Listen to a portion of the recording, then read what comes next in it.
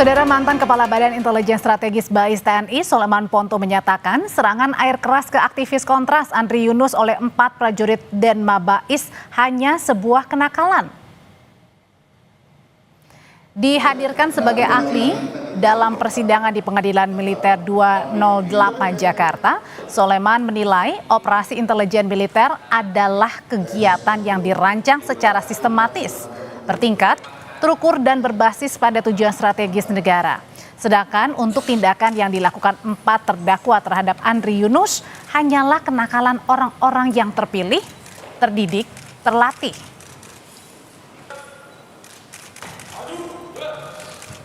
Korban pun nggak tahu akan ada di mana, dan siapapun yang berbuat kita tidak akan pernah tahu. Kalau itu dilakukan oleh betul-betul oleh BAIS yang terlatih itu tadi.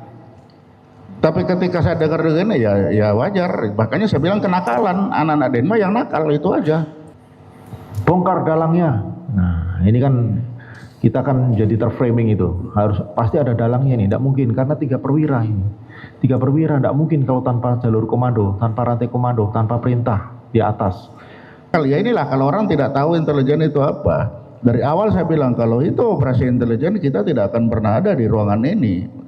Yang berbuat tidak akan pernah diketahui, yang korbannya pun entah akan ada di mana. Karena apa? Untuk sejak target, kalau kita ikuti tadi, mulai dari menentukan target dari awal perencanaan itu sangat-sangat detail. Risiko tadi, ini risiko dia tidak tahu itu ada risiko. Risiko itu kita sudah dihitung.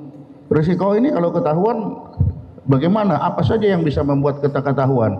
Kalau ketahuan escape-nya bagaimana? Apa yang harus dilakukan? Itu semua sudah automatically.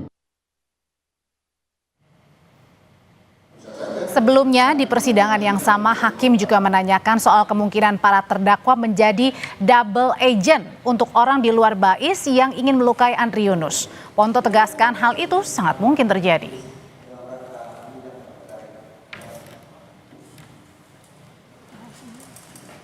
Menyidangkan perkara ini.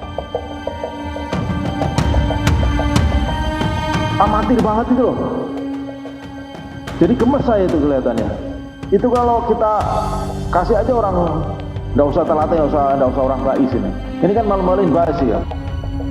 Penyelenggaraan proses hukum tanpa adanya pertimbangan keadilan bagi si korban patut dipertanyakan untuk siapa dan demi menjaga apa. Majelis Hakim Pengadilan Militer 208 Jakarta berencana mendatangi korban penyiraman air keras Andri Yunus yang tengah dirawat di rumah sakit. Sebelumnya, Ketua Majelis Hakim Freddy Ferdian Isnartanto memerintahkan auditor militer untuk memastikan kehadiran Andri Yunus. Ia menekankan keterangan korban menjadi kunci dalam mengungkap fakta persidangan. Andri Yunus tercatat telah 2 kali tidak hadir dalam persidangan sebagai saksi tambahan. Ketidakhadiran terbarunya disebabkan tindakan medis berupa operasi pencangkokan kulit sebagaimana disampaikan melalui surat dari LPSK. Namun kalau misalkan ternyata tidak bisa hadir tetapi bisa Zoom, kami juga masih berharap itu bisa dilakukan. Misal tidak bisa hadir juga, pakai Vicon, nanti kita yang ke sana. Kita melaksanakan pemeriksaan setempat. Siap. Merespons sikap hakim yang akan mendatangi Andri Yunus secara langsung di rumah sakit, Ketua Badan Pengurus Indonesia Risk Center Julius Ibrani bilang sikap tersebut sebagai pengabaian kondisi psikologis korban.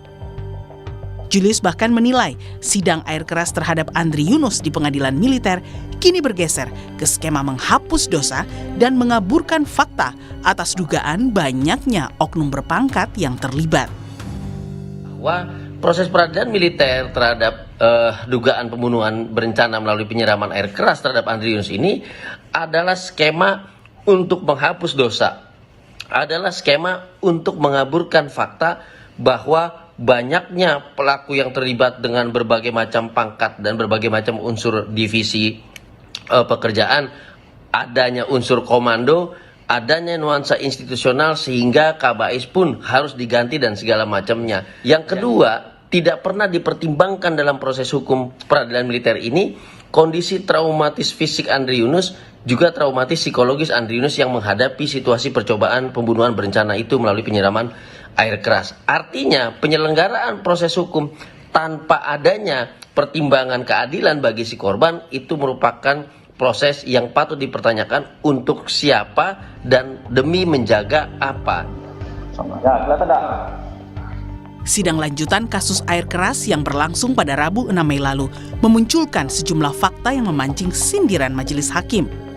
Mulai dari cara operasi para terdakwa yang menurutnya jauh dari standar intelijen hingga penggunaan tumbler untuk menyiram air keras ke Andri Yunus. Tim Liputan Kompas TV.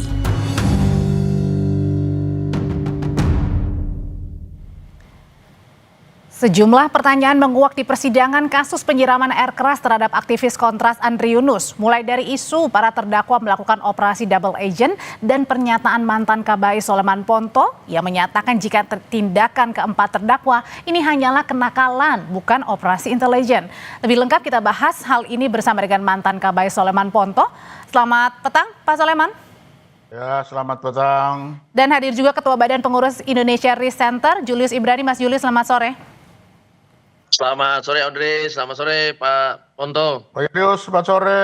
Ya, saya mau nanya dulu ke Pak Ponto. Pak Ponto, kemarin Anda sebagai ahli hadir di persidangan. Anda juga adalah mantan Kabais.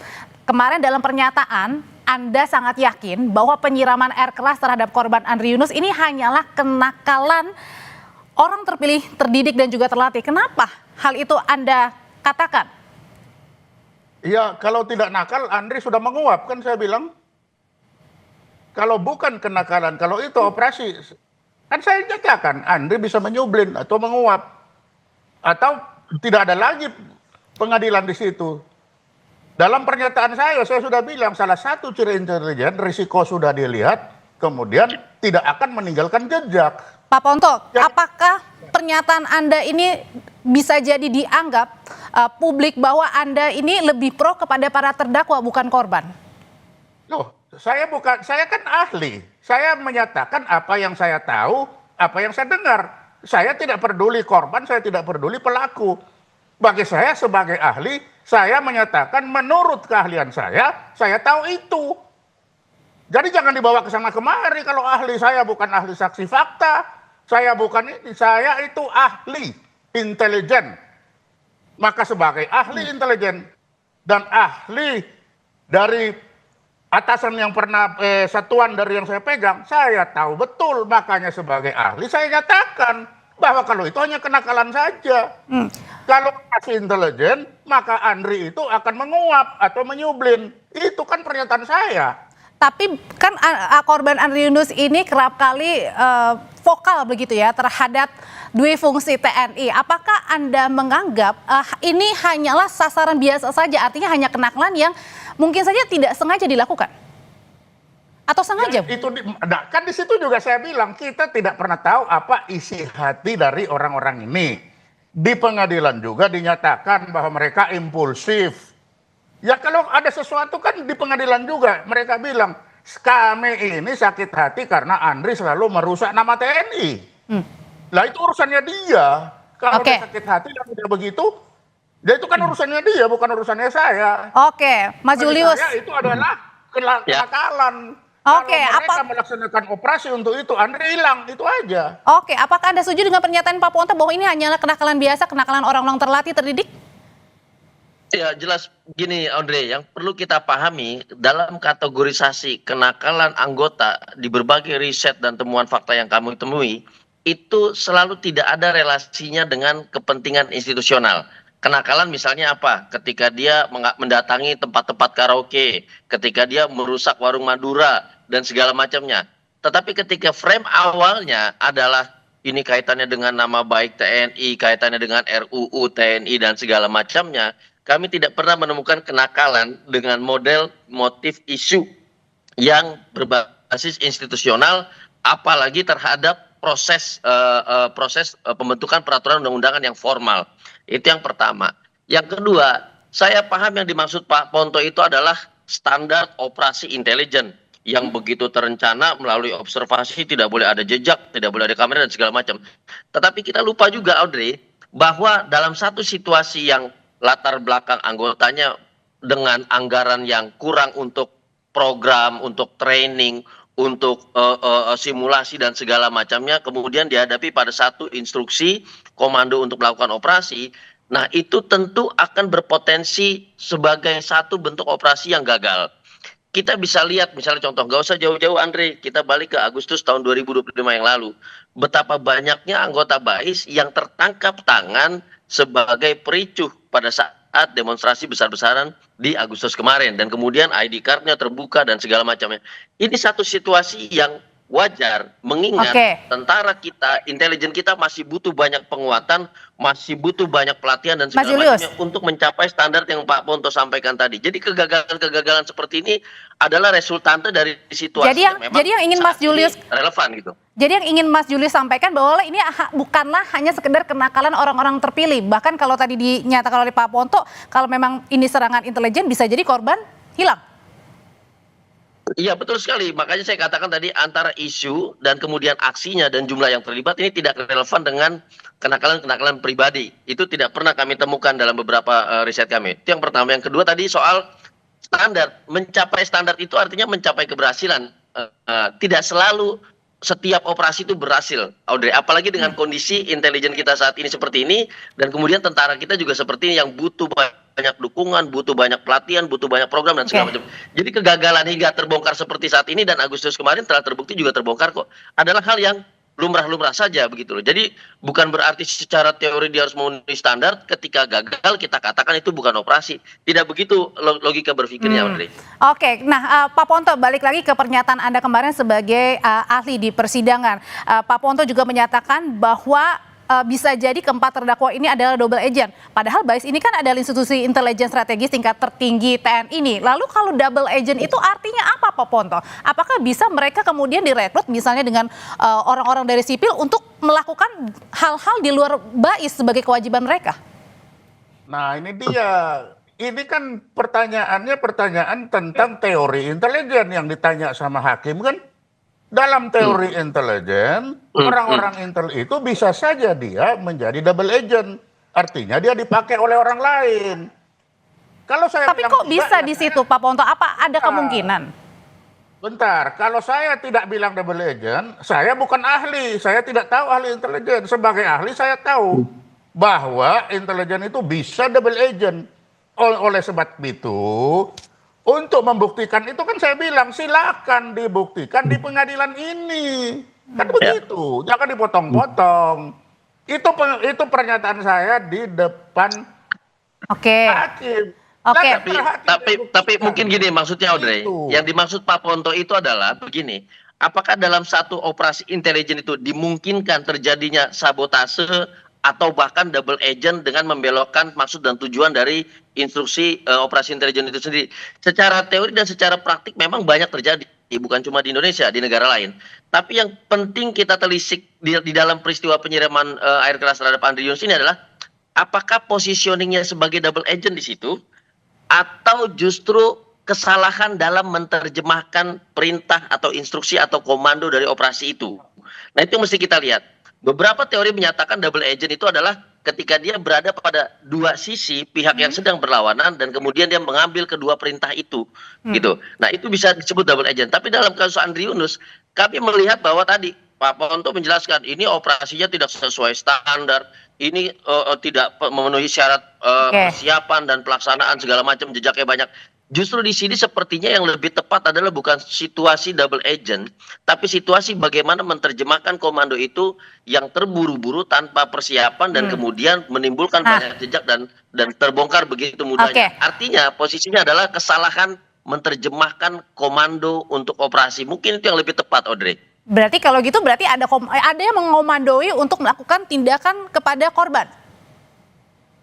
Kalau di dalam CCTV yang kita lihat, lebih dari 16 orang saling berkomunikasi di titik yang begitu berbeda dan melakukan observasi. Ini tidak mungkin satu motif pribadi. Ini ada satu komando yang kuat karena itu orangnya berpangkat berbeda-beda dan berdasarkan dari divisi yang berbeda. Kita lihat fakta di situ aja, Audrey. Makanya kesimpulan secara gamblang berdasarkan CCTV, tentu itu ada komando dan ada yang mengorkestrasi. Gitu. Oke, kalau ada yang mengkomando, mengorkestrasi, bahkan tadi kemarin Pak Ponto bilang kemungkinan ada double agent, tapi kemungkinan juga tadi Mas Julius bilang mungkin bukan double agent, tapi karena salah menerjemahkan dari atasan ke bawahan seperti apa. Nah, kalau begitu artinya bahwa memang kalaupun ada penerjemahan dari atas ke bawah yang salah, berarti memang apakah ada niatan memang sejak awal ingin mencederai jelas-jelas korban Andri Yunus ini?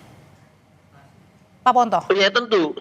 Saya ke Pak Ponto dulu, Mas Julius. Nah, Oke. kalau saya, kan di pengadilan juga kita tahu bahwa pertama 4 orang itu bukan punya standar intelijen, tapi standar mereka adalah pasukan.